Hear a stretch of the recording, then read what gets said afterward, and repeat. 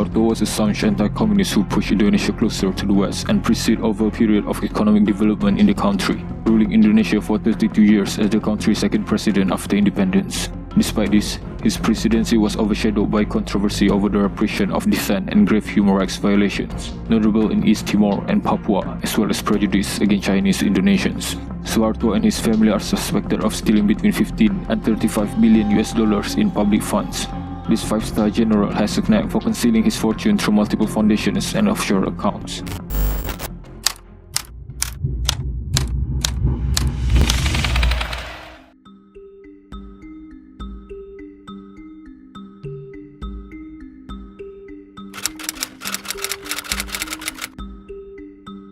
Suharto was born in Kemusuk, a small village in Bantul district, Yogyakarta, then part of Dutch East Indies, on June 8, 1921.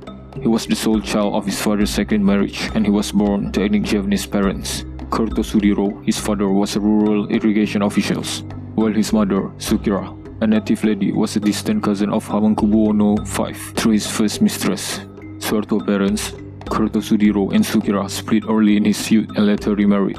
He relocated to the town of Wonogiri to attend the elementary school in 1931, but because of financial difficulties, he returned to his father in Kemusuk, where he finished his education at a lower fee Muhammadiyah Intermediate School in Yogyakarta until 1939.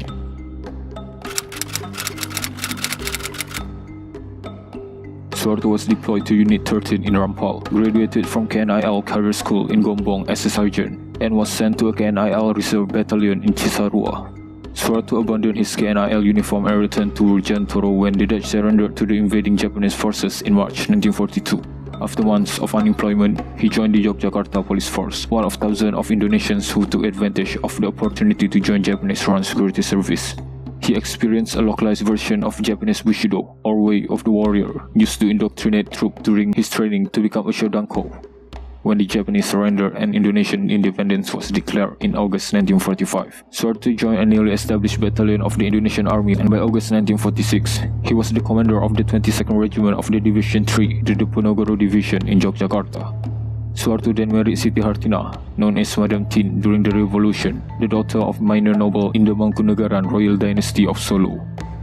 Suharto served in the Indonesian National Army, particularly in Java, in the years after Indonesia's independence. During his year in Makassar, Suharto met his next-door neighbors, the Habibie family, whose eldest son B.J. Habibie subsequently became Suharto vice president and then president. In the Klaten district of Central Java, Suharto led his forces in crushing the Islamic-inspired Battalion 426 uprising in 1951 to 1952. Suharto had a strong dislike for both Islamic and communist extremism as a result of his experience at this time. Suharto was promoted to Major General in January 1962 and assigned to head Operation Mandala, a joint Army-Navy Air Force command located in Makassar.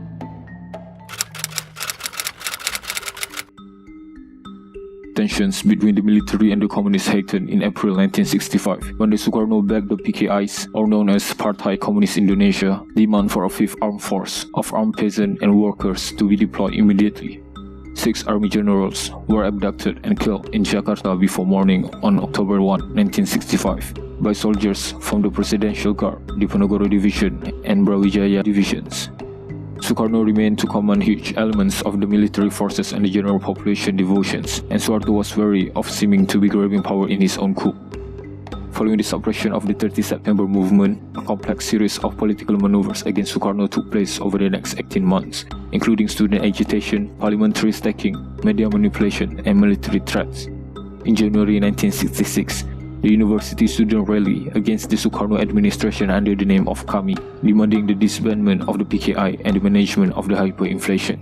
Suharto ordered the outlawing of PKI the next day, citing the Super Semar letter, and proceeded to remove pro-Suharto members from the parliament, administration, and military, accusing them of being communist sympathizer.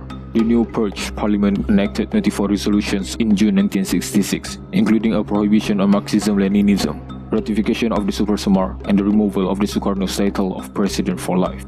Suharto was sure that he had eliminated any substantial support for Sukarno inside the armed force by January 1967.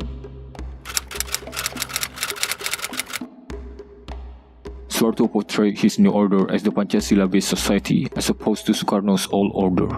The Dwi Fungsi, Dual-function policy was also established by the new order, allowing the military to participate actively at the level of the Indonesian government, business, and society. Suharto began to systematically cement his hold on power on subtly sidelining potential rivals while rewarding loyalists with political positions and monetary incentive. Suharto took a crucial step in April 1978 when issued the Normalization of Campus Life (NKK) proclamation, which barred political activities on campus that were not tied to academic pursuit.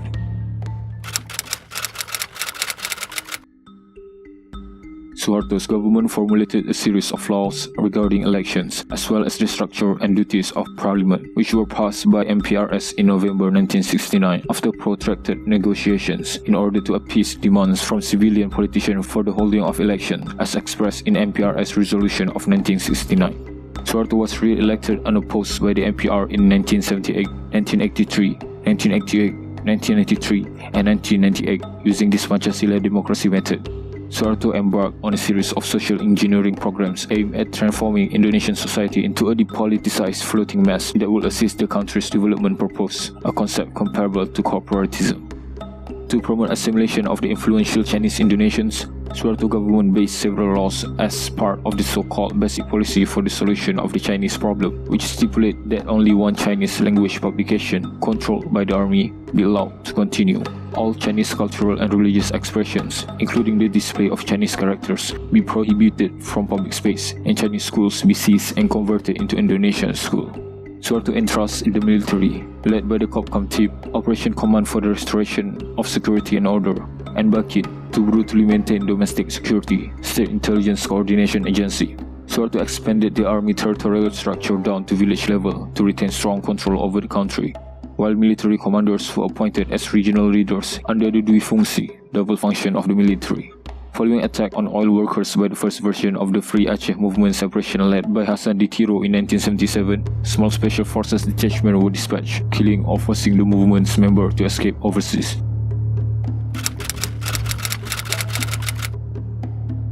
The inflow of USAID, United States Agency for International Development, rice relief supply from 1967 to 1968 helped to ease the fear of famine. Due to a dearth of domestic capital, the new order reversed Sukarno economic self-sufficiency objective and, under the 1967 Foreign Investment Law, opened certain economic sectors of the country to foreign investment. To finance its budget deficit, the government obtained low-interest foreign funding from 10 nations organized under the Intergovernmental Group on Indonesia, IGGI, beginning in 1967.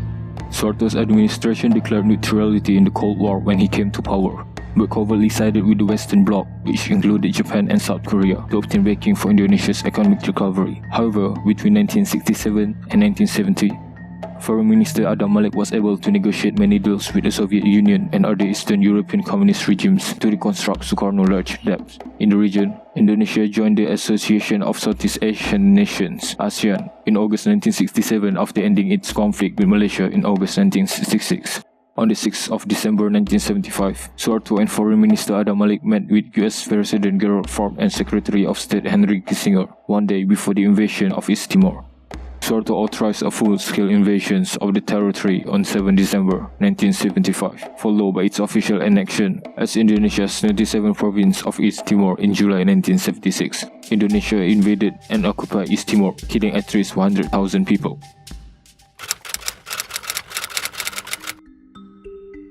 Suharto's dictatorship was able to maintain support for 3 decades due to real socio-economic improvement. Between 1966 and 1997, Indonesia's real GDP grew at a rate of 5.03% per year, raising real GDP per capita from $806 to $4,114.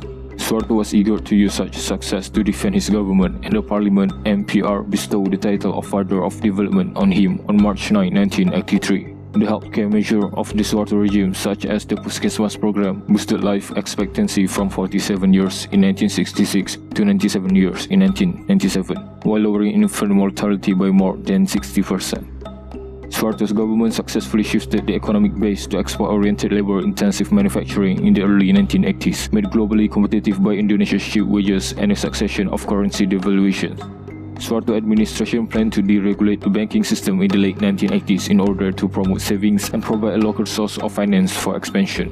Suharto issued the October package of 1988, Pakto 88, which made it easier to set up banks and grant loans.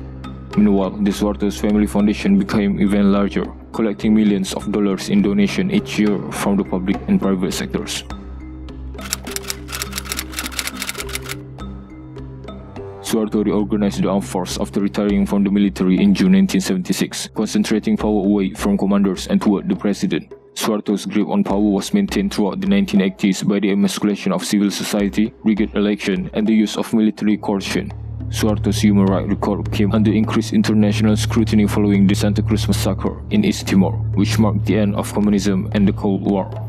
Suharto began wooing Islamic faction in the attempt to diversify his power base away from the military. Suharto founded the ICMI, Indonesian Islamic Intellectual Associations, in November 1990 to gain support from the nascent Muslim business community, which resented the dominance of Chinese Indonesian conglomerates. It was led by his protege B.J. Habibie, the Minister of Research and Technology since 1978. During this time, ethnic Chinese race conflict became more common, beginning with a clash in Medan in April 1994. On October 5, 1997, he conferred the honorary rank of 5-star General of the Army on himself and General Sudirman and Abdul Haris Nasution.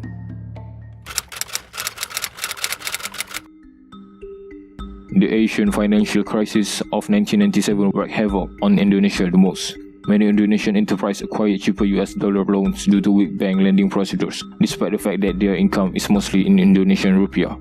Suharto signed 3 letters of intent with the International Monetary Fund (IMF) for an economic reform process between October 1997 and April 1998, in exchange for $43 billion in liquidity help. Suharto missed an Asian President's Conference for the first time in December 1997, which was subsequently discovered to be due to a mild stroke, causing concern about his health and the presidency's near future. The appointment, combined with the government's unrealistic 1998 budget, exacerbated currency volatility, resulting in a rush on retailers and an increase in price. In May 1998, the government raised fuel price by another 70%, sparking yet another round of rioting in Medan. Suharto's administration was increasingly perceived as the root of the country's escalating economic and political issues, prompting major politicians, notably Muslim legislator Amin Rais, to speak out against him, and university students began organizing statewide demonstrations in January 1998. The issue ahead on May 12, 1998, when security forces assassinated 4 students from Jakarta Trisakti University. Tens of thousands of university students took the ground and top of the parliament building on May 16 to demand Suharto's resignation. Suharto remained a hermit after retiring as president, living in his family property in Jakarta's Menteng neighborhood, surrounded by troops and making few public appearances. According to a leaked telephone conversation between President Habibie and Attorney General Muhammad Khalid in February 1999, Suharto was shielded from serious punishment by politicians who owed their posts to the former president. Suharto's family's fortune was estimated to be worth $15 billion in cash, shares, business assets, real estate, jewelry, and fine art by the Time Asia in May 1999. Suharto was the most corrupt leader on Transparency International list, with suspected embezzlement of between $15 and $35 billion over his 32 years administration. When Indonesian authorities began investigating Suharto's administration for corruption on May 2000, he was placed under house arrest.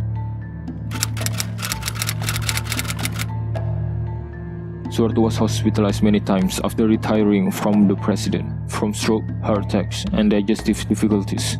In 2006, Attorney General Abdurrahman said that Suharto's health and fitness for trial will be assessed by a panel of 20 physicians. Suharto was admitted to the Pertamina Central Hospital in Jakarta on January 4, 2008, with difficulties emerging from his poor health, including swelling of his limb and stomach, as well as partial renal failure. For 23 days, Suharto's health did not improve, so his family agreed to have the life support device removed, and he died on January 27 at 1:09 p.m. Suharto's body were transported from Jakarta to the Giribangun Cemetery Complex near Solo, Central Java. Thousands of people lined the street to see the convoy pass by. President Yudhoyono, who presided over the event, was joined by government officials and Armed Forces Chief of Staff. He was buried alongside his late wife at a formal military burial with full honors. That afternoon, President Yudhoyono proclaimed a week of national mourning beginning on Suharto's death date.